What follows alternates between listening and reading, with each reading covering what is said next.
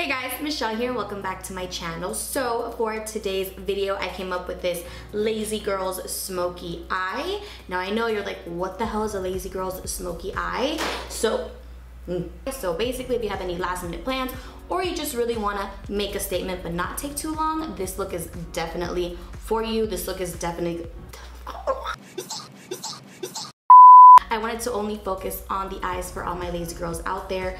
I know what it is to want to go out, but then you think about the whole getting ready and you're just like, ooh, like I want to look good, but I don't want to do too much. Literally took me 3 steps, 3 eyeshadows. That is it, and I'm not even wearing any eyelashes, which feels so good because most of the time when I go out, my eyelashes always end up coming off and then the lash glue comes off with it and then I look a mess. No one ever really notices when you have eyelashes on in the dark when you're out. So I decided to be as realistic as possible and I didn't even put on eyelashes and it feels so good. I almost feel like I even have nothing on my eye, and it kind of sucks when you go out and your eyelashes are bothering you, or if it starts to come off like in the middle. I don't know, you guys know what I mean. Keeping it short and sweet and simple. I hope you guys enjoyed this video. This does not take any time at all. This is literally like slapping on some color, blending it out, and walking out the door. If you would like to see my guide to a Lazy Girls Smoky Eye, then please keep on watching. Okay guys, so to get started, I'm taking the shade Bold from my Tarte palette with my Morphe M511 brush, and all you're gonna do is buff out that color all over the crease area. Even though we're not doing a lot of steps today,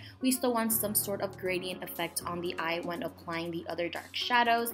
Also, using a neutral shade helps take away the white cast of where your base was. You can often tell where you placed it, especially by the brow bone, and especially when we're using dark colors. We want to make sure that the concealer or primer doesn't contrast to the rest of the eye. We want a smooth and natural transition to the other colors. I'm sure you guys have seen when someone has a very dark smoky eye and by like the brow bone area, it's like all white. Yeah, we don't want that. We want to be lazy, but not that lazy. Then I'm taking the shade Punk with my Anastasia duo-sided brush, and I'm going to be placing that color on our lid up to the crease, but not too far up. That's where the raccoon eyes can come in. So apply a generous amount only on the lid and then bring it up to the crease with what's left over on the brush. Now for this video, I did do my face makeup first, but I would definitely recommend doing your eyes first just to avoid fallout. But if you do like doing your face first, that helps. What helps is putting translucent powder just as if you're baking under your eyes. So if any fallout does happen, you can just dust it off when you're done. A great way to avoid fallout is applying shadows very carefully and not too much at a time. Fallout does happen when you dip your brush way too hard into the shadow and there's too much on the brush. So definitely be careful, especially when using a black shadow or a dark shadow. We don't want to be those lazy girls that work double, right? Then comes the last step and the most crucial step, which is blending out the black using another color of your choice.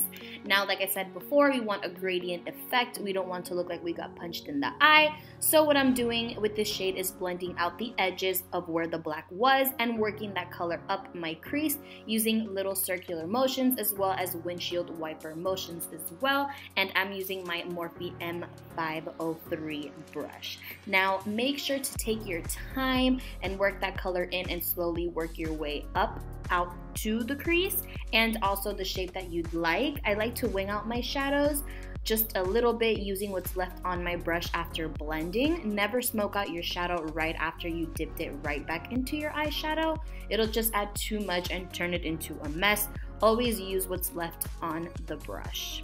Now, like I said before, this step can either make or break your look. Being a lazy girl myself, I know you just want to get ready and get out the door, but if I'm going to tell you to rush any step, it definitely wouldn't be this one. This would definitely be the step to take your time. You can hurry up and put the transition and put the black, but this one, girls or guys or whoever does this, take your time, trust me.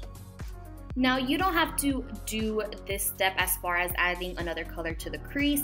I wanted a gradient effect from the black up. You can just go back in with the black and blend out the edges, and there is another lazy girl smoky eye. But I just wanted to add a little bit more color, but on another day, I would definitely just put the black and buff out the edges, and that's about it. Another tip, if you are only going to do the black smoky eye with only black eyeshadow, make sure to start first on the lid. So pack the color on the lid, then work your way blending out the edges. Never start off by blending black on your crease. Never, never, ever. Always start by your lid, working your way up. Then once you're done, what also helps bring out the smoky eye together is going back in with your transition shade and buffing out by where your brow bone is. It'll just blend out any sort of hard line by your crease. You can also go back in with the black and add more to your lid if you want a much darker and seductive look. Then I just went ahead and coated my lashes with some mascara and also lined my waterline and under my lash line. No lashes for today's look. I low-key loved it. Lashes just take too long to put on anyway, and with this look, we just want to be ready and head out the door. Plus, I feel like it gives it like a very nice and natural, sexy look. Well, not natural because we have a black smoky eye, but you know what I mean. Like, you're not trying too much.